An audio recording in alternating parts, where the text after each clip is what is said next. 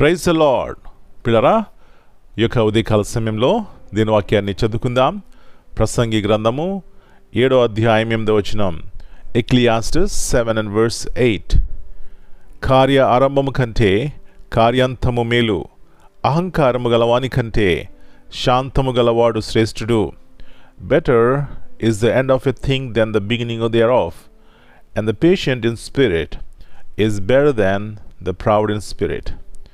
ప్రియులారా, యేసు ప్రభువారి అతి శ్రేష్టమైన నామములో మీ అందరికీ శుభములు తెలియజేస్తున్నాను. మరి యొక్క నూతన ఉదయకాల సమయాన్ని బట్టి దేవునికి కృతజ్ఞతాస్తులు చెల్లించుకుందాం. మంచిది. ఇక్కడ చదవబడిన వాక్యంలో చూసినట్లయితే కార్య ఆరంభము కంటే కార్యాంతము మేలు. ఆ క్రింద దాని కనెక్షన్ మనకు కనబడుతుంది. శాంతము గలవాడు శ్రేష్ఠుడు. ప్రియులారా, మన యొక్క అనుదిన జీవితంలో మన కుటుంబాల్లో ఆయా పనులు మనము తలపెడతాం. ఈ పని చేస్తే బాగుంటుంది, ఇలా చేయాలి అని ఎన్నో ప్లాన్లు వేస్తూ ఉంటాం. కొన్నిసార్లు ఎక్సైట్మెంట్తో ప్రారంభిస్తూ ఉంటాం, ఉద్రేకపూర్వకంగా ప్రారంభిస్తాం. ఎప్పుడైతే ఆ పని జరగదో, ఎప్పుడైతే ఆ పనిలో మనకు నష్టం కలుగుతుందో నిరాశ నిస్పృహలోకి వెళ్ళిపోతూ ఉంటాం. ఇది మన యొక్క అనుదిన జీవితంలో మనము చూస్తున్నటువంటిది కదండి. అయితే పిల్లరా, ఏం మనకి కావాలంటే సహనము మనకు కావాలి. చూడండి, సహనం ఎట్లా వస్తుంది అని చూస్తే, ఎప్పుడైతే దేవుని యందు విశ్వాసం ఉంచుతామో, ప్రభువా ఈ పని చేస్తున్నాను, మీ చిత్తమా కాదా, ఈ పని ద్వారా నా జీవితంలో మేలు కలుగుతుందా అని విశ్వాసం కలిగి దేవుని అడిగినప్పుడు పిల్లరా, దేవుడు గొప్ప జ్ఞానం మనకిస్తారు. అంటే సహనమే గొప్ప జ్ఞానము. అసహనంతో ఎప్పుడైతే కనిపెడతామో అదే నిరీక్షణ కలిగి ఉంటామో మన జీవితాల్లో.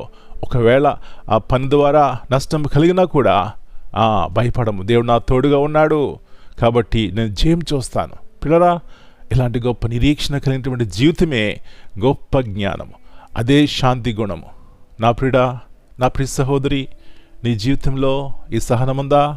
ఉన్నట్లయితే అది గొప్ప ఆశీర్వాదము.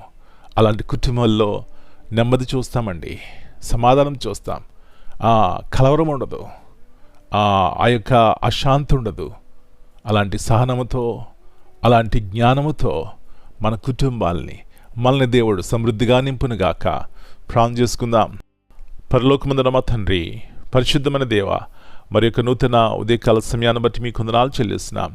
తిరిగి శ్రేష్టమైనటువంటి మీ మాటల ద్వారా మా జీవితాల్లో నింపుతున్నారు ప్రభువా, మీకు వందనాలు నాయనా.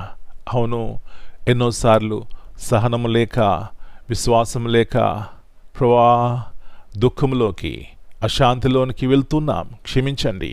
అవును ప్రభువా, ఎన్నో పనులు చేయాలని ఆశపడతాం. అది జ్ఞానం లేక మేము ప్రారంభించినప్పుడు ఎలాగా నష్టపోతూ ఉంటాం. అయితే ఈ జ్ఞానము పైనుంచి వస్తుంది ప్రభువా. మిమ్మల్ని అడిగినప్పుడు మీరు మాకిస్తారు. ఉదయకాల సమయంలో మమ్మల్ని అందరినీ దర్శించండి. ఎన్నో పనులు జరగని కారణము చేత ప్రభువా ఎంతో దుఃఖము, హృదయంలో వేదన ఉంటుంది నాయన. అయితే వీటన్నిటికీ పరిష్కారము మిమ్మల్ని అడిగినప్పుడు, మీ చిత్తమును కనుగొన్నప్పుడే, మీ ముందు విశ్వాసం ఉంచినప్పుడే, నిరీక్షణ కలిగి ఉన్నప్పుడే మాకు నెమ్మది, ఆశీర్వాదము. ఇలాంటి ఆశీర్వాదముతో ప్రతి కుటుంబాన్ని నింపండి, సహాయం చేయండి.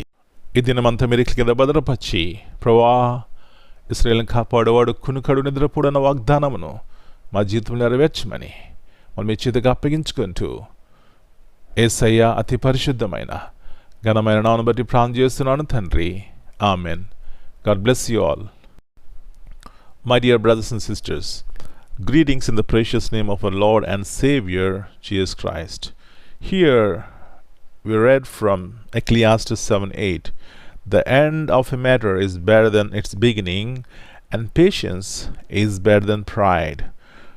The verse reminds us that finishing well is more valuable than just starting something. Many begin with excitement, but true character is shown in perseverance and faithfulness until the end. In contrast, patience versus pride. Patience allows us to endure challenges and wait for God's timing, while pride makes us restless, demanding quick results on our way.